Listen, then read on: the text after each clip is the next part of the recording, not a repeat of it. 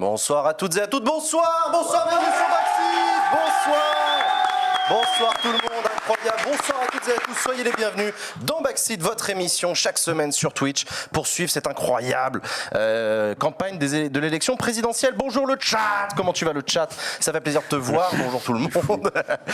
Cette semaine, comme toutes les semaines, j'ai le plaisir d'être très bien entouré, je suis avec Usul, salut Usul. Bonjour. Est-ce que ça va? Ça va. Incroyable. Incroyable. Ça fait plaisir de te recevoir chaque semaine. Oui, hein, t'as vu? Ah, c'est chouette, tu fais l'aller-retour en plus depuis Lyon pour venir nous voir. Exactement. Et ça c'est cool. Avec nous également Léa. Salut Léa. Salut Lu. Ça va?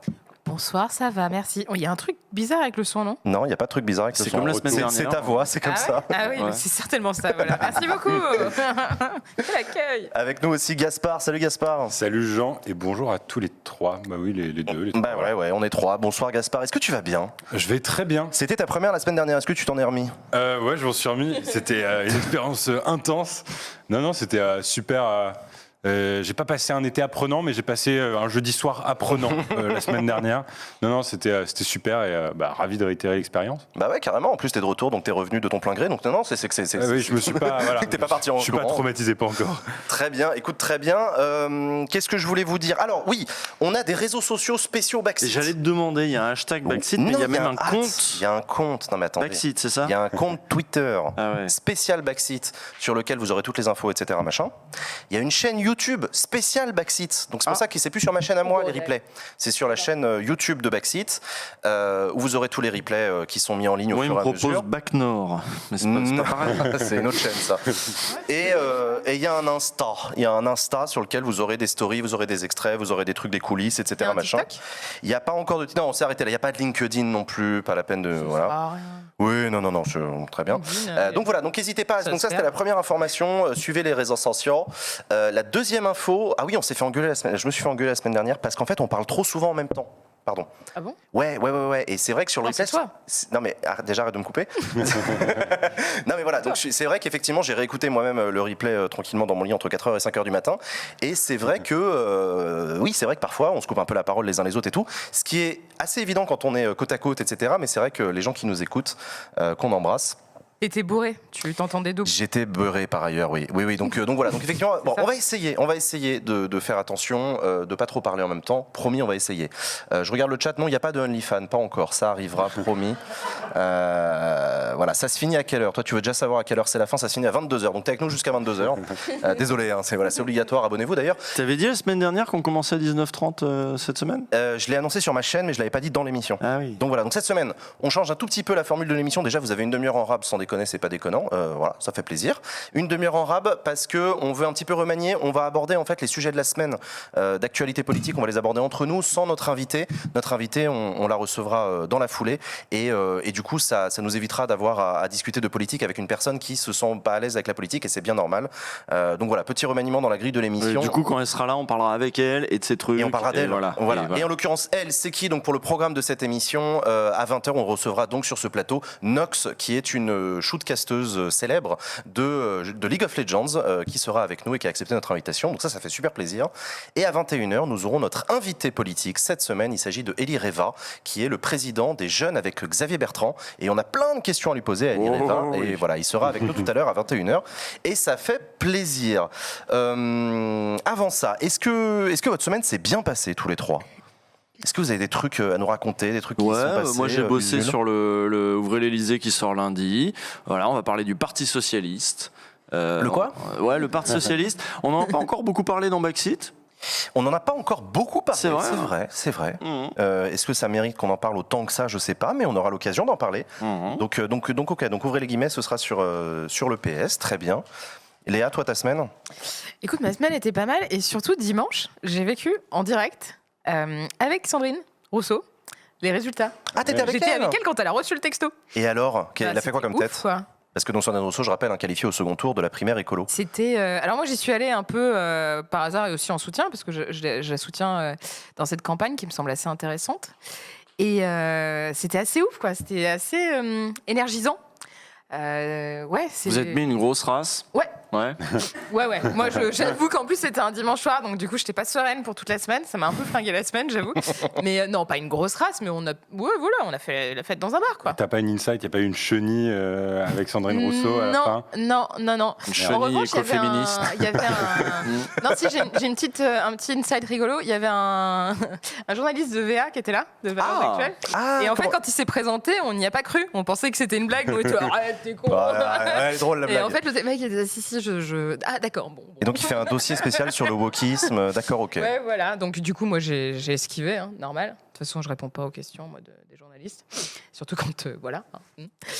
Donc voilà, sinon, la semaine sympatoche, hormis ça, tranquillo. Eh ben très bien, et toi Gaspard, de ton côté? Moi, j'ai fait 2 vidéos. Une pareil, sur la première de Verre, donc on va peut-être pas en reparler, mais la deuxième sur la réélection, pour la 3e fois, de Justin Trudeau. Ah oui, il était Au réélu. Canada. Ben ouais, parce que du coup, on n'en parle pas parce qu'on C'est vrai est que tu as un tellement... tropisme canadien, toi. C'est vrai que t'as vécu au Canada, faut le rappeler, ça. T'as vécu au Canada, toi. Je maîtrise l'accent canadien, québécois. Je maîtrise l'accent québécois. Ah, bah voilà, ça fallait mettre dans ton CV. Ouais, non, mais c'est vrai, mais bon, on va pas. Ok, Hésite d'accord. pas, hein, quand tu veux, l'accent. Ouais. Appropriation culturelle, c'est tout de suite là sur Backseat. On va pas se moquer pas de glottophobie dans cette émission. Je vous propose qu'on enchaîne avec les sujets de la semaine. Les sujets de la semaine, les amis, on avait envie de parler avec vous d'un premier sujet. C'est dans 2 heures, je crois, que débute en direct sur BFM TV un débat entre Jean-Luc Mélenchon et Éric Zemmour. Jean-Luc Mélenchon, candidat à l'élection présidentielle pour l'Union populaire et son parti La France Insoumise. Éric Zemmour, candidat pas encore déclaré, mais c'est évident, à l'élection présidentielle et polémiste bien connu d'extrême droite.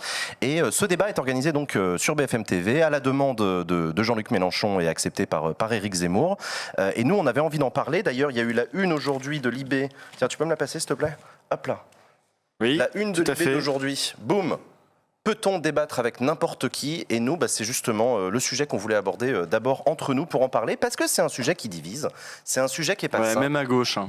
Même à gauche, à droite aussi, d'ailleurs, on va en parler. Voilà, un débat entre Jean-Luc Mélenchon, qui, selon ses dires, défend la République, défend ses valeurs, etc., et un Éric Zemmour qu'on connaît donc pour ses thèses xénophobes, ses condamnations par la justice également pour incitation à la haine raciale et pour sa misogynie assumée dans ses livres. Et donc c'est un sujet, c'est un sujet intéressant qui est pas évident. Faut-il débattre avec n'importe qui? Si je fais un premier tour de table entre vous trois, Gaspard, toi, t'en penses quoi? Moi, je pense que de manière générale, après, moi, c'est ma stature et la manière dont j'ai décidé de parler de politique, par exemple sur ma chaîne YouTube, c'est de donner la parole à tous les candidats déclarés et qui sont officiellement déclarés à cette élection présidentielle. Je ne sais pas, on aura peut-être le débat si c'est le cas de tout le monde sur ce plateau, mais moi, en tout cas, c'est la position que j'ai décidé d'avoir. Maintenant, je trouve ça intéressant parce que pour la première fois, peut-être, on va avoir l'occasion d'entendre Zemmour sur autre chose que des sujets absolument régaliens sur l'immigration, l'identité, la défense. Peut-être que si le camarade Jean-Luc... Ça lui ferait plaisir. Pas mon camarade, mais en tout cas, peut-être que si Jean-Luc Mélenchon décide d'aller chercher sur le terrain de l'écologie, de l'économie, ou en tout cas même de l'éducation, ça pourrait être hyper intéressant d'entendre Éric Zemmour, ou en tout cas peut-être de le Je coincer. pense que ça va être hyper intéressant. Non, mais justement, ça va être intéressant d'un point de vue spectateur de pouvoir se dire, bon, ok, d'accord. Et alors, en fait, il y a peut-être 3 issues possibles. Soit Mélenchon prend complètement le dessus et à la limite, ça le sert lui. Mais le risque quand même, j'ai l'impression, c'est si il n'y a pas de véritable débatteur qui est mis en avant par rapport à l'autre, ça peut plutôt enfoncer, j'ai l'impression, la stratégie de la France Insoumise et du candidat Mélenchon. Léa, t'en penses quoi, toi? Stratégiquement ou moi, vraiment, ce que j'en pense? D'abord, toi, ce que t'en penses. Ensuite, on va parler de strat de Jean-Luc Mélenchon. C'est compliqué, en fait, parce que quand j'ai entendu ça, tout de suite, je me suis dit, non, mais il déconne, c'est nimp, il faut pas le positionner en interlocuteur légitime. Et puis après, effectivement, un peu comme Gaspard, je me dis, est-ce que ça vaudrait pas le coup de le sortir de sa zone de confort, dans une certaine mesure? Après, la vraie question que je me pose, c'est est-ce que c'est à Mélenchon de faire ça? Est-ce que c'est pas finalement aux médias de le faire, qui ne l'ont pas suffisamment fait, aux journalistes de aussi venir déconstruire son discours qui est quand même essentiellement basé sur de la merde et sur du mensonge. Et ça, il n'y a pas suffisamment de répondants, de manière générale, et depuis des années, les Zemmour s'expriment à la télé ou à la radio. Donc je pense que finalement, pardon. Non, mais il a toujours eu des contradicteurs, Éric Zemmour. Oui, mais pas vraiment. Toujours. Rarement, assez peu. Qui le contre-argumentait face à lui. Tu trouves qu'il était contre-argumenté sur CNews et qu'il n'avait pas un boulevard absolu Justement, c'est passé. Moi, je trouvais qu'il était quand même assez confos, okay. mais bref. Et dans tous les cas, si on le titillait, c'était toujours pour le renforcer, qu'il ait presque un positionnement renforcé sur ce qu'il dit dans tous les cas. Donc il n'y avait pas vraiment de challenge absolu. Et que Mélenchon, parce que moi j'en ai parlé avec des insoumis qui me disaient non mais il fait ça, genre c'est nécessaire pour la démocratie en gros. Et moi ce qui m'emmerde aussi un peu dans ce débat, qui vraisemblablement n'en sera pas vraiment un, de ce que j'ai compris sur les réseaux sociaux, tout le monde parle de combat, tout le monde parle de clash, de combat de catch. Ouais. Exactement, c'est que des termes très guerrier presque, et en tout cas combatif. Viril, exactement. Et ça, moi, ça me fait chier, quoi. Débattez si vous avez envie de débattre, hein, très bien. Mais je pense que notre démocratie mérite mieux. C'est-à-dire de sortir de cette logique de je vais te péter en deux, tu vas voir comment l'autre va le mettre KO. Je vois ça passer, mais non-stop. Même le TikTok de Mélenchon cet après-midi. Déjà qui boit des laits fraises. Bon, ça, c'est une parenthèse, mais moi, franchement, ça me fout la glotte à chaque fois que je le regarde faire. C'est une chose. Peut-être que c'est pour vomir sur Zemmour. Dans ce cas, voilà, c'est logique. Mais. C'est assez chelou de voir qu'il est là, genre, je vais le casser, genre, je vais le plier en deux. Franchement, je crois pas que ce soit ce dont on ait besoin. Si à la rigueur, Mélenchon se positionne dans une logique intelligente, comme il est en train d'essayer de le faire, là, avec un discours comme ça, une espèce de mise en scène vraiment très virile, il se plante, en fait. Usul, t'en penses quoi ? Faut-il débattre avec l'extrême droite ? Il y a un débat, il y a Mediapart qui a fait un bon article là-dessus à gauche qui listait un petit peu, je crois que l'article s'intitulait « Ça phosphore à gauche pour savoir si c'est une bonne idée ou non d'y aller ». L'article reprenait les positions successives de Mathilde Larère, de toute la bande Héribon, etc., qui disent « Non, il faut pas y aller, on le légitime en faisant ça, etc. » Et puis d'autres qui disent je suis désolé les gens, mais Zemmour, en fait, il est déjà là. Hein. Il n'a pas besoin de la légitimation de Mélenchon. On n'est plus dans les années 80, il n'y a plus de cordon sanitaire, tout le monde a viré extrême droite, les médias n'ont aucun problème à relayer complaisamment.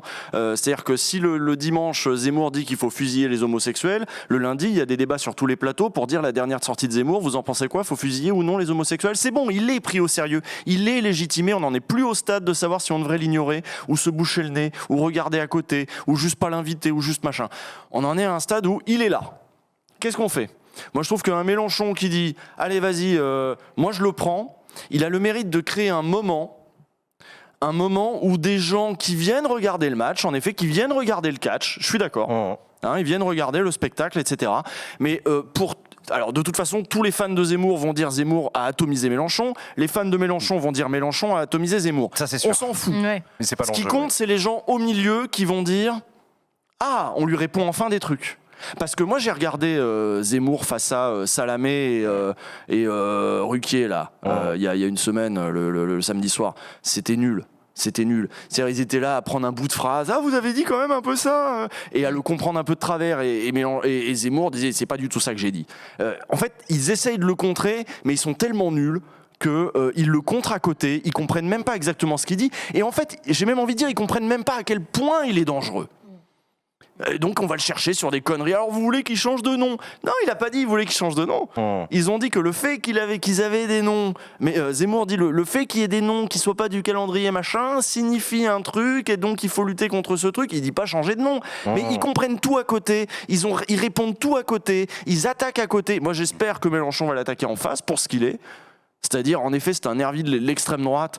Il faut en parler tel quel, mais en le comprenant bien, en comprenant bien le danger qu'il représente et le fait que Mélenchon y aille fermement, fortement, je trouve pas que ce soit une si mauvaise idée. Il y a des gens qui vont regarder ça et qui vont se dire enfin quelqu'un qui répond en face et qui vont peut-être se retrouver. Il y a des en venant, je suis venu en Uber. Bon.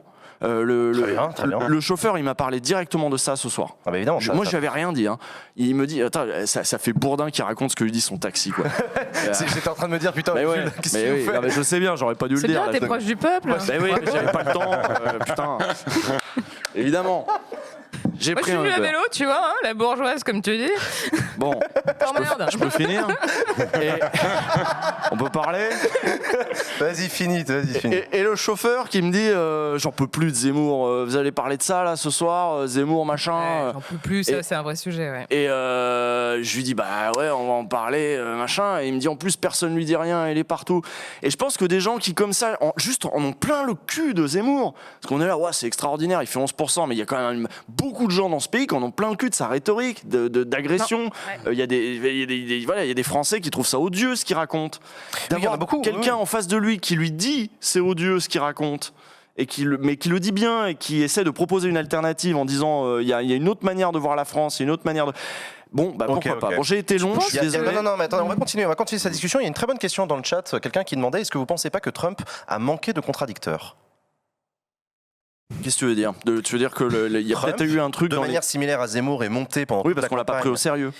Au début, parce qu'on l'a pas pris en sérieux, et ensuite parce que le champ télévisuel américain étant ce qu'il est, Trump ne s'est jamais retrouvé sur un plateau de télé, à l'exception d'un débat un peu à la con avec Joe Biden, avec des contradicteurs. Moi, honnêtement, je sais pas. Moi, je suis pas vraiment de ton avis, Usul.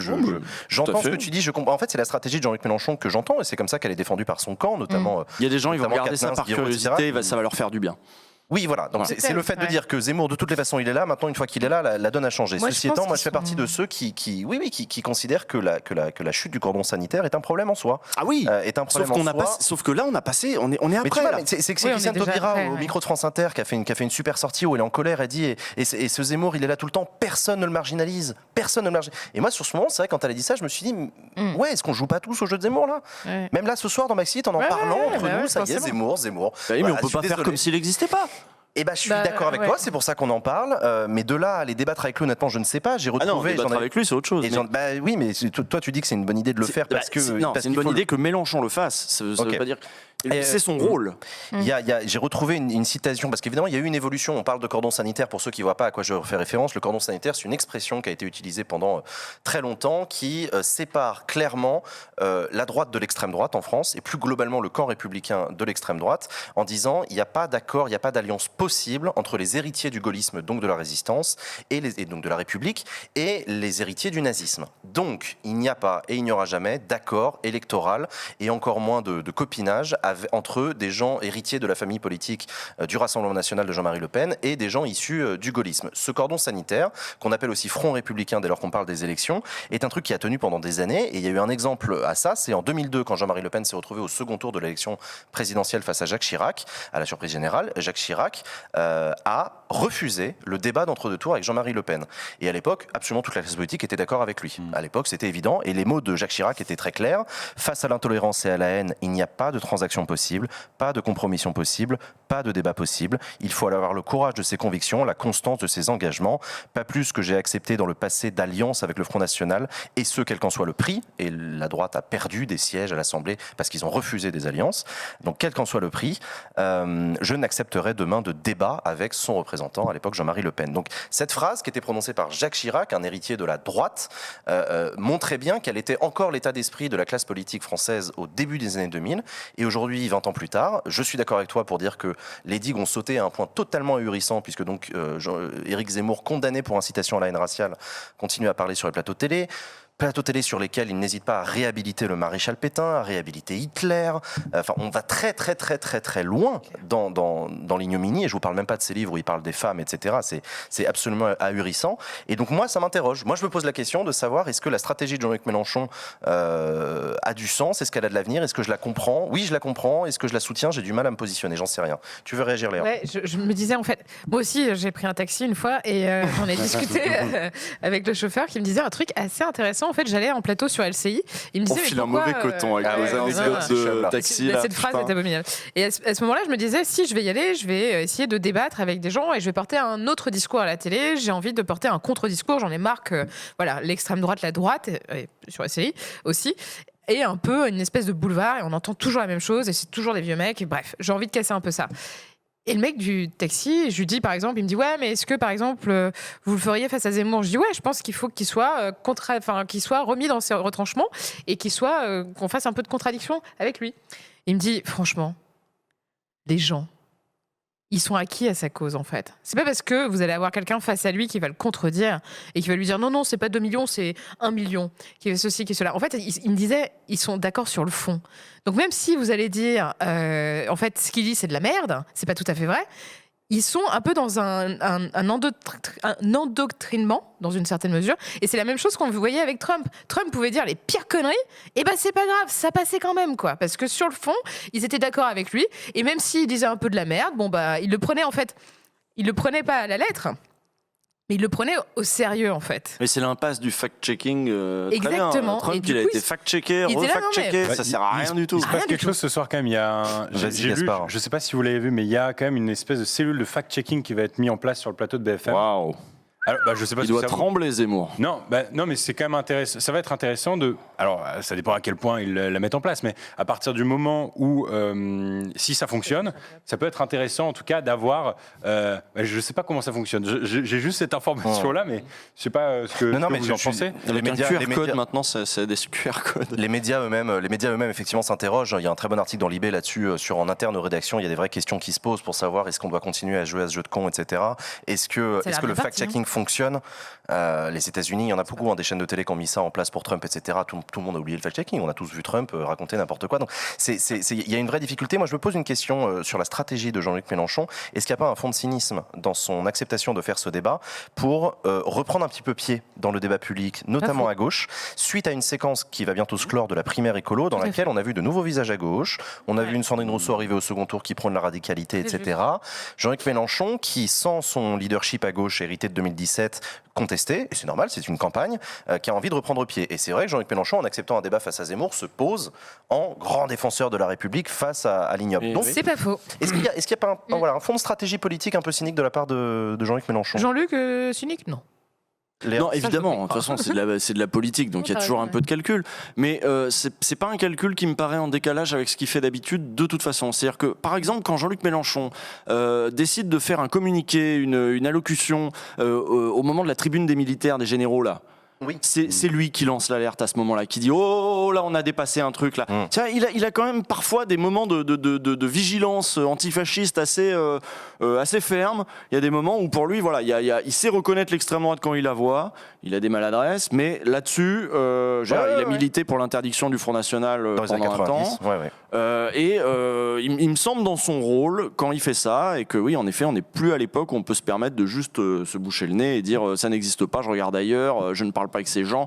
Le fait est que ces gens, on leur tend des micros partout. Vous avez vu cette fameuse photo où on voit une nuée de micros tendus à Zemmour là, quand il était en Provence cette photo est la semaine impressionnante. dernière.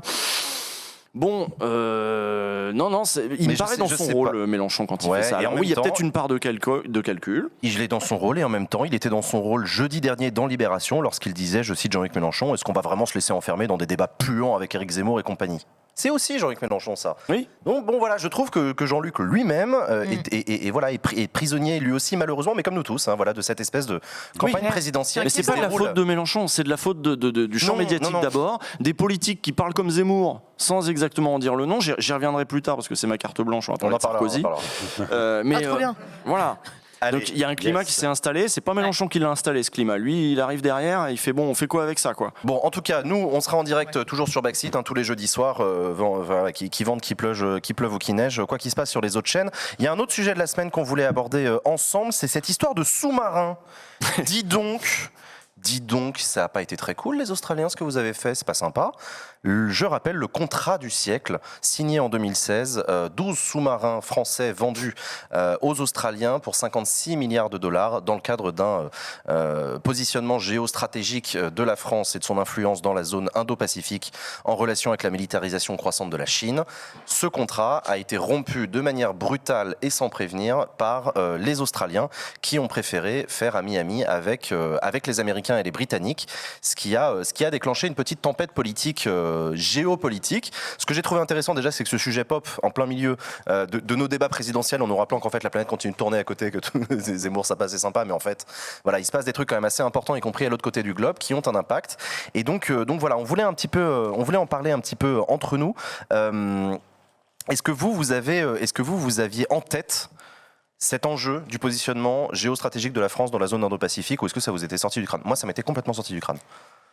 Pas personnellement comme toi, vraiment, c'est des. Puis en plus de ça, j'ai pas l'impression qu'on parle tant de ça, de défense en ce moment. C'est vrai que c'est pas du tout. Moi, pas du tout.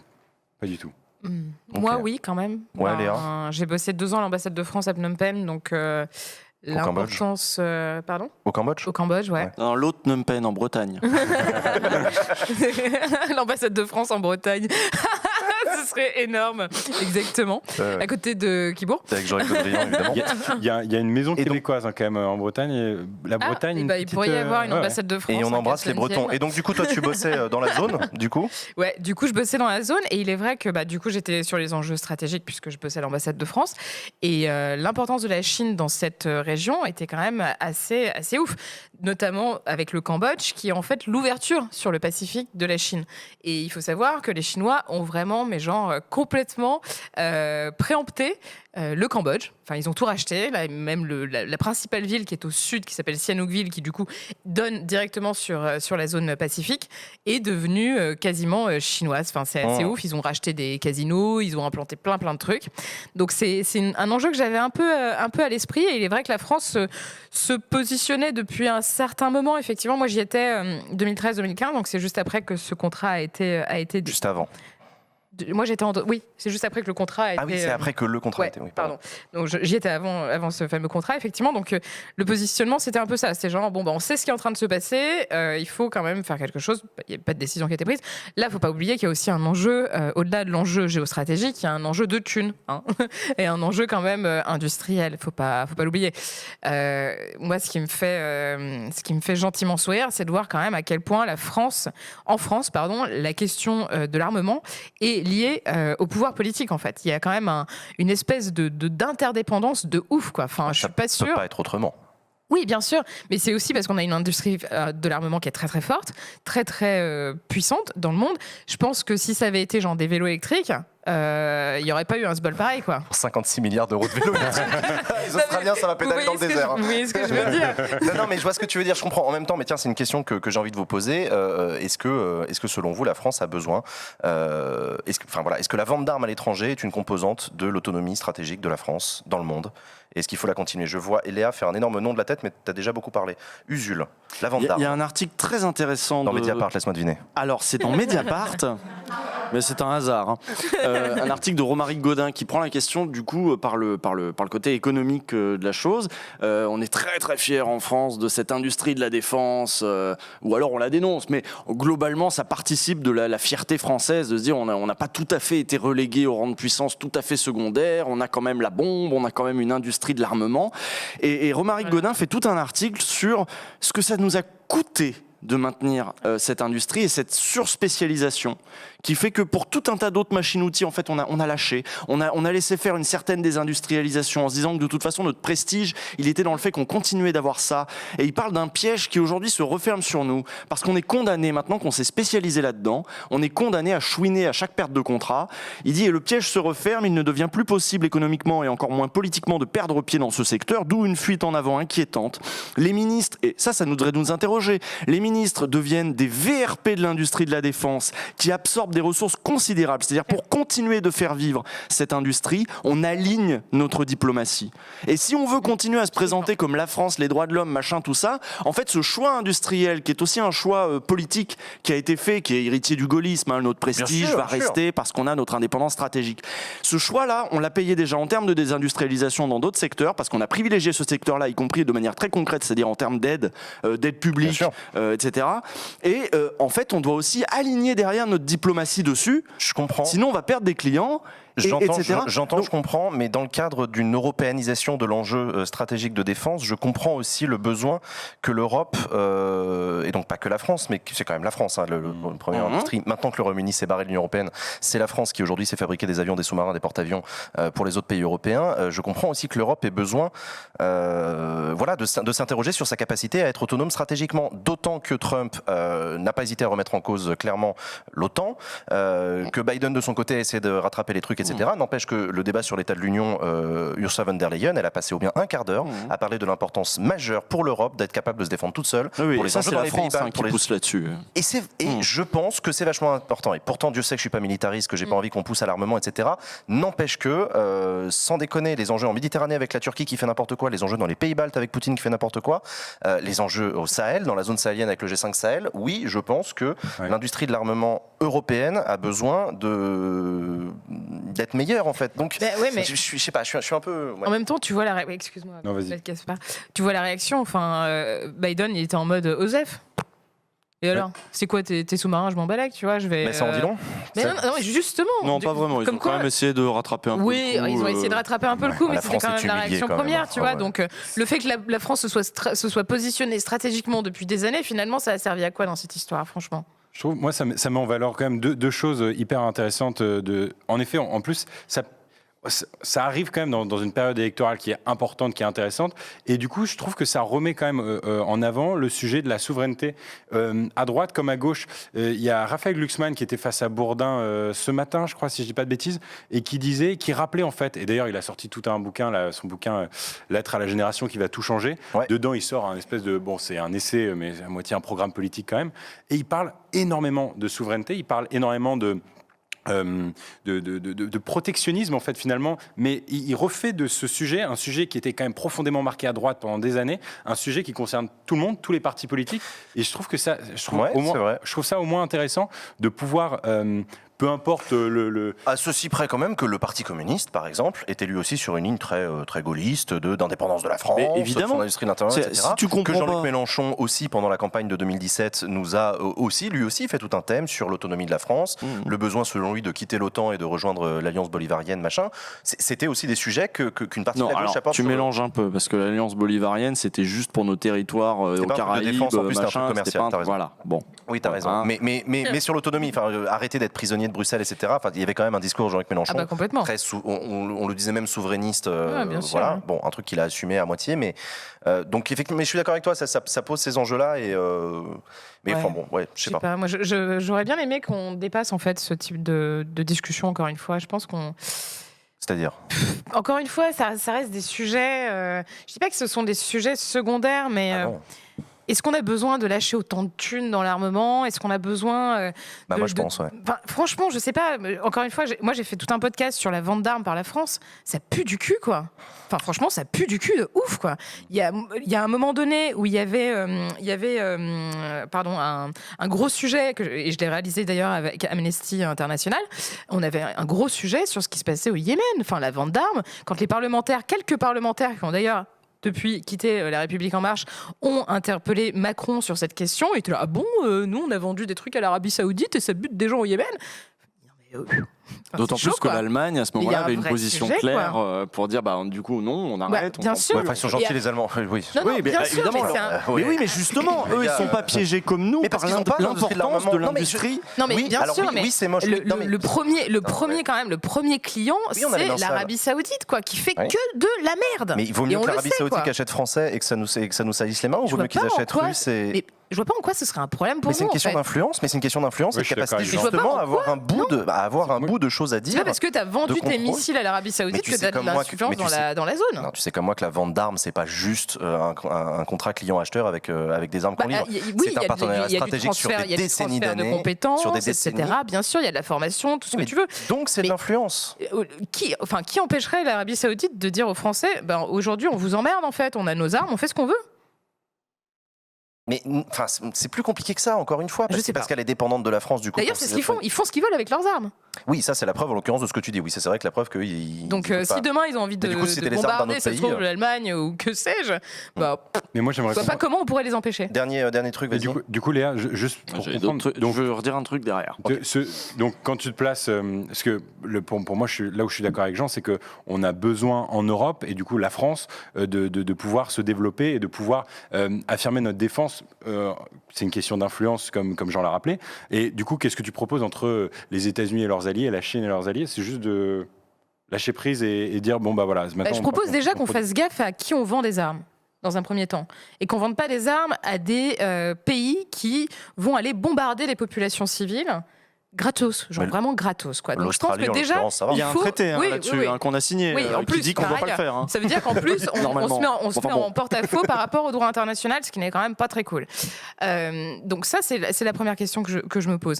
Ensuite, je pense qu'aujourd'hui, compte tenu des autres modes de coopération internationale qu'on peut avoir, peut-être qu'il faudrait réfléchir à dépasser le tout de la défense, le tout de la dissuasion, le tout de ceci, le tout de cela. Je pense qu'on est à un moment donné où on pourrait peut-être revoir un peu notre production d'armes et peut-être réduire aussi notre possession, tout simplement. Je pense qu'il faut le dire, quoi. Pourquoi est-ce qu'on a besoin d'autant d'armes? Et pourquoi on a besoin de produire autant d'armes aujourd'hui en 2021? De la dissuasion? Ok, mais franchement, enfin, on n'est pas, on va pas se faire bombarder la gueule demain. Enfin, faut arrêter, quoi.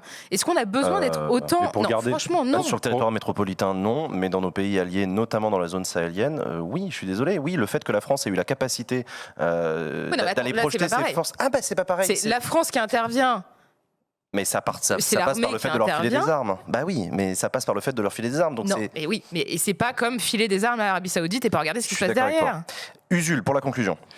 La conclusion, Ta conclusion. ma conclusion, c'est que de toute façon, alors prenons un peu de hauteur, arrêtons de regarder, c'est très intéressant cette histoire d'emploi, de spécialisation de notre industrie, etc. Vous rappelez-vous que de toute façon, quand on se spécialise, vous connaissez les RPG, tout ça, quand tu te spécialises dans un truc, tu as des désavantages dans d'autres trucs. On a choisi cette spécialisation-là. Bon, bah maintenant on est là-dedans, ok. On pourrait en sortir et on pourrait faire mieux autrement. Enfin, bon, bref. Par contre, ce qui est intéressant, c'est le tournant que ça constitue d'un point de vue diplomatique. L'Europe, ça sert à quoi? Pendant longtemps, l'Europe, ça a été le bouclier dans lequel les États-Unis avaient quand même mis pas mal de billes avec le plan Marshall, etc., pour qu'on constitue une zone tampon, si tu veux, entre l'URSS et les États-Unis. Bon, là, il n'y a plus d'URSS. Est-ce qu'ils ont encore besoin de nous contre la Chine alors qu'ils sont en train de reconcentrer toutes leurs forces sur la zone Indo-Pacifique? Parce que en fait, c'est ça ce contrat. Hein. Bien sûr. C'est que là, les États-Unis ont dit allez, on fout tout sur l'Indo-Pacifique parce que ce qui nous intéresse, c'est que il faut qu'on soit bien équipé le jour où la Chine décidera d'envahir Taïwan. Parce qu'on se dirige vers ça dans les 10 ans, c'est un vrai problème. L'alliance entre Taïwan et les États-Unis fait que théoriquement ils sont obligés d'aider Taïwan et la Chine montre les bras, les gros bras en disant Taïwan c'est à nous, hein. Taïwan c'est à nous, donc à un moment on va le reprendre. Bon, on a cette tension-là qui est entre les États-Unis et la Chine. Ils l'ont déjà fait avec Hong Kong d'ailleurs. La France a essayé de temporiser, de créer d'autres alliances. D'ailleurs, on voit maintenant, alors avec l'Australie, pour faire une espèce de zone, pareil, c'est de faire tampon. Maintenant, ça va être avec l'Inde qu'on va commencer à discuter. Mais pour faire redescendre un petit peu les tensions aussi, parce que l'Europe a son intérêt propre, y compris sur les nouvelles routes de la soie, y compris sur les trucs comme ça, elle essaie de temporiser. Bon là, le camp de la temporisation dans lequel était l'Australie a perdu un membre au profit d'une alliance entre les États-Unis, l'Angleterre et donc son ancien membre du Commonwealth, l'Australie, sur une ligne beaucoup plus Chine versus USA. Est-ce qu'on a intérêt de repartir dans ce truc-là? Est-ce qu'on a une carte à jouer, nous, au milieu? On a changé de monde. Voilà, on a changé de monde. Et cette histoire de contrat est le symptôme du fait que va falloir qu'on repense à quoi on sert dans le monde, quelle puissance on veut être, avec qui, comment, à quoi sert l'Europe. Voilà. Et comme ça, c'est c'est généralisé. Et pareil, il y a plein de pays qui n'ont pas cette force, cette force militaire ou cette capacité à produire des armes et qui pour autant s'en sortent très bien. Ça dépend ce qu'on appelle très bien et ça dépend dans quel domaine. Encore une fois, l'Europe, et je suis d'accord avec Usul, a son mot à dire. Et pour qu'elle ait son mot à dire, il suffit pas juste de vendre des vélos. Mais pendant longtemps, l'Europe a aussi été sous l'influence directe, l'OTAN, les États-Unis, machin. Et d'ailleurs, ces enjeux-là, nous, on est passé par des présidents atlantistes qui se sont enchaînés depuis Sarkozy. Oui. Et pour conclure, je vous rappelle, comme d'ailleurs, donc tous ces sujets sont passionnants, ils doivent faire partie du débat public. Voilà, et encore une fois, il n'y a pas que les sujets quotidiens qu'on voit sur CNews et sur BFM. Il y a aussi des enjeux absolument fondamentaux qui vont être au menu des discussions de la présidence française de l'Union européenne à partir de janvier prochain. Il y aura un sommet européen sur la question de la défense européenne et on va suivre ça de très près, en tout cas sur ma chaîne. Les amis, je vous ai demandé de préparer des petites cartes blanches. Comme chaque semaine, un sujet, un truc que vous avez envie de dire, pas forcément un sujet de conversation, mais un truc que vous aviez envie d'apporter sur la table avant qu'on passe à la séquence suivante. Je sais que vous y tenez. Gaspard, on va commencer par toi, vas-y. Ça marche. Bon, bah alors moi, j'ai pas décidé de vous ramener un bouquin, une pièce de théâtre ou autre. J'ai décidé de vous ramener un DM Instagram que j'ai imprimé et je vous le lis. Salut Gaspard, je viens de voir ta vidéo sur la primaire de ELV, la primaire écolo, et je te contactais parce que j'ai vécu une expérience très bizarre avec ça. En fait, je suis belge, aucune nationalité française, aucun lien avec la France, mais j'ai quand même pu voter pour la primaire écolo. Au début, très honnêtement, j'avais juste fait ça pour rire en me disant que de toute façon, ça ne passerait pas et finalement, j'ai bien payé mes 2 € et j'ai pu voter. Lui, il s'appelle Nicolas, il a 18 ans, il vit en Belgique. J'ai décidé de mettre son témoignage en story et j'ai reçu plein de messages d'abonnés qui vivent à l'étranger ou alors qui sont eux-mêmes étrangers, qui ne sont pas français et qui m'ont dit « Nous aussi, on a voté pour la primaire écolo ». Alors, c'est pas un coup de gueule ou c'est pas un coup de cœur, mais un questionnement. Et j'aimerais avoir peut-être un micro-débat si on a le temps sur ce plateau. Je vois que Jean. Mais en tout cas, est-il bien normal qu'une primaire, aussi ouverte soit-elle, qui vise à nommer un candidat qui, in fine, se présente pour diriger notre pays, pour représenter les intérêts de la France, est-il normal que cette primaire autorise le vote étranger ? Quelle est cette ingérence belge ? Les Belges ont-ils pu faire basculer cette primaire ? Y a-t-il un lien clair entre Sandrine Rousseau et la Belgique ? Autant de questions qui resteront sans doute sans réponse sur ce plateau, mais tout de même, un questionnement qui émane de ça. Et trouvez-vous ça normal d'ouvrir une primaire au vote étranger pour désigner un candidat à une élection nationale ? Alors, juste une petite précision. Non plus, t'aimes pas les étrangers, c'est ça ? Allez, c'est parti. Je ne crois pas souhaitable. En plus, j'ai mis ma marinière. Voilà. Je ne crois pas souhaitable en tant que Français. Je ne crois pas souhaitable en tant que Français de m'immiscer dans les élections allemandes ou bulgares en tant que citoyen français. Je ne comprends pas leurs enjeux.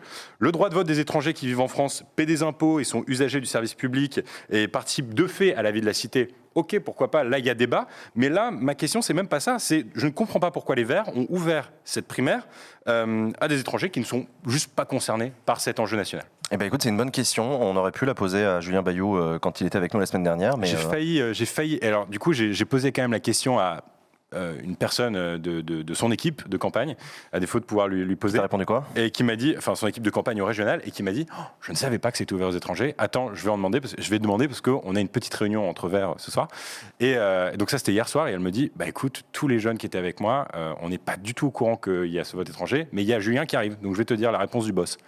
Et Julien Bayou leur a dit oui, mais c'est extrêmement minime, donc. Ouais, c'est l'épaisseur du trait, c'est comme les trolls d'extrême droite, c'est. Mais c'est quand même. Ok, bon, donc, bah, j'entends. Écoute, très bien. Léa, à ton tour. Alors, moi, je voulais parler de ce qui est arrivé à notre confrère, Taha Bouhaf, qui a été victime d'une énorme vague, mais alors énorme vague de cyberharcèlement de la part de la fachosphère la semaine dernière. Ouais. Il a en fait publié un tableur Excel, en gros, qu'il a trouvé sur le site de F de Souche, qui répertorie, enfin qui vraiment liste en fait, c'est du listing de personnes qui sont considérées comme étant antiracistes, en gros. Donc du coup, il l'a publié parce qu'il s'est dit bon, il y a quand même pas mal de mes potes qui sont concernés et qui sont dans ce tableau. Tu y étais, Jules, d'ailleurs, tiens, Je crois pas, j'ai pas cherché. Ok, bref. Et il s'est dit c'est quand même chelou que les personnes d'extrême droite aient ce type de fichier et il faut quand même alerter les gens là-dessus. Et il s'est pris une espèce de vague de harcèlement quand même d'une violence assez hallucinante. Donc voilà, ça m'a choqué. Les médias en ont pas parlé. Donc je pensais qu'il était important qu'on en parle quand même ici parce qu'il a besoin de soutien. Il y avait un tweet, un TT, un hashtag en TT qui a remonté, qui était absolument abominable, écrit Bouhaf immigration. Enfin bon, bref, c'était trash. C'était trash. On retrouve les vieilles habitudes de l'extrême droite de faire des listes. Tout ça pour dire que c'est un problème qu'il faut vraiment prendre au sérieux. On en a parlé récemment avec Jules aussi. Je parle pour moi et je le laisserai parler s'il en a envie. Moi, j'ai été été victime de quelque chose qui m'a beaucoup choquée. En fait, j'avais soutenu les Afghans et les Afghanes quand il y a eu les États-Unis qui sont partis en disant qu'il fallait ouvrir l'accueil de manière totalement inconditionnelle. Et derrière, je m'en étais pris plein la gueule. Julien Audoul qui avait retweeté un de mes tweets où je disais en France, le problème, c'est pas l'immigration, c'est les fachos. J'avoue que j'avais un peu forcé, mais quand même. Et là, je me suis pris une grosse vague de cyberharcèlement en mode on va te retrouver. Moi, je suis lol. Et ils l'ont fait. Ils m'ont retrouvé. Ils sont allés taguer en fait des trucs parfaitement abominables en bas de l'ancien appartement de ma tante qui est décédée désormais. Et puis dans mon ancien immeuble. Donc voilà, c'est pas rien. Et on parle beaucoup d'insécurité, mais il faut savoir qu'au finalement aujourd'hui, même à notre petit niveau, moi je suis pas grand monde, je suis son père quoi. J'ai 19 000 abonnés sur Twitter, on s'en fout. Dans l'absolu, j'ai pas une influence de ouf. Qu'on fasse ça m'a vraiment fait flipper quoi. Genre vraiment.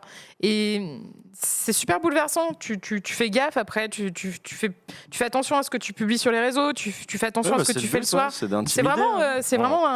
c'est flippant et je pense qu'il faut pas qu'on laisse passer. Il faut qu'on soit très vigilant et qu'on se soutienne et qu'on fasse front commun par rapport à cette espèce de méthodes d'intimidation qui peuvent aller très loin et qui sont clairement flippantes quoi. Il y a plein de cœurs dans le chat pour toi, Léa. Et merci le chat. Et écoute, toute ma solidarité, évidemment, sur ce que tu as vécu et ce que tu as subi de la part de l'extrême droite. Usul ? Moi, je voulais parler de Nicolas Sarkozy. Ouais. Parce qu'il y a Non, c'est vraiment intéressant. Il y a une série d'entretiens là, à voix nue sur France Culture. C'est-à-dire, il y a 5 émissions de 30 minutes d'entretien avec Nicolas Sarkozy. Et je trouvais ça assez intéressant dans la mesure où c'est sur la culture. Vous savez, on a souvent reproché à Sarkozy d'être peu cultivé. Voilà, on se rappelle de sa sortie sur La Princesse de Clèves. Il a beaucoup été dit que Carla Bruni l'avait mis à la culture alors que lui était plus ou moins ignare. Eh bien, il en fait des caisses là vraiment pour dire non. Il sort un bouquin entier sur le fait qu'il est cultivé et qu'il aime la culture et sur la France. La France, en fait, c'est la culture. Il faut aimer nos auteurs, il faut machin. Et en fait, il reparle de l'identité nationale, très très fort. Une identité nationale qu'il a installée vraiment dans le débat public. Être français, ça se mérite. Il faut connaître les auteurs, il faut machin. Sinon, vous êtes des Français de papier, quoi, en fait. L'identité, c'est quelque chose qui se conquiert. Oui, il en avait même fait un ministère, je m'en souviens très bien sûr. Oui. Voilà, et en gros, tu as la vision d'extrême droite de Sarkozy, et en écoutant ça, je me suis dit, bon, il est dur, il y a quand même un truc qui est quand même super bourrin. Bon, évidemment, après, il sort des dingueries sur les néo-woke, machin, bon, ça c'est le passage obligé aujourd'hui. Ça m'a fait me rappeler que, en fait, lui, quand il a c'est parce que lui a installé ça aussi à un moment, sur l'identité nationale, qu'aujourd'hui, on a des gens qui sont passés à l'étape d'après. Qui est, aujourd'hui, Viktor Orban tenait un sommet en Hongrie, qui, étonnamment, parlait de démographie. Et là, on en revient, en fait, à une vieille question, la seule question qui intéresse l'extrême droite. La démographie, oui. La démographie, parce qu'en fait, le suprémacisme blanc suppose qu'on contrôle les populations, qui se reproduit, qui migre où, qui se déplace où. Voilà. Et on en revient à la démographie. C'est-à-dire qu'on revient à la question de la couleur de peau, à la question du peuple, du machin. On en revient là à l'extrême droite, là où je pense qu'il y a quelques années, ils avaient des discours qui tenaient plus de ce qu'a fait Sarkozy. Mais quand toute la droite est acquise à ce que dit Sarkozy, et une partie de la gauche aussi, avec des Manuel Valls, etc., le cran d'après, c'est d'en revenir en fait à la remigration, à la couleur de peau, à d'autres trucs. Tu peux pas juste parler de la culture et de être français, ça se mérite, machin. Tu repars directement sur, en fait, il y a trop de Noirs et d'Arabes, il y a trop d'étrangers. Ils en sont revenus à ça. Et j'y pensais parce que j'écoutais aussi le discours de Marine Le Pen, il y a quelques semaines. Et elle, ce qui m'a choqué, c'était qu'elle n'emploie pas le mot République. Elle en a plus besoin. Ouais. Elle est revenue sur nation. Nation, France, voilà. peuple. Ouais. La nation. Il n'y a plus de République. Ça a été un cache-sexe provisoire, ce truc-là. Mais si tout le monde l'emploie, elle peut passer au cran d'après. Et Zemmour peut passer au cran d'après. Ça m'a fait me rappeler ça, voilà. Écoutez à voix nue, sur Sarkozy, vous aurez la genèse aussi d'un truc qui s'est installé dans le débat public, qui n'était pas là avant. Chirac n'aurait pas exactement parlé comme ça, même s'il avait d'autres problèmes. Bref, voilà. Ok, d'accord. 2h30 de Sarkozy, j'ai passé une super soirée. Bah écoute, faudrait que j'écoute ça. Merci beaucoup à vous trois pour vos 3 cartes blanches.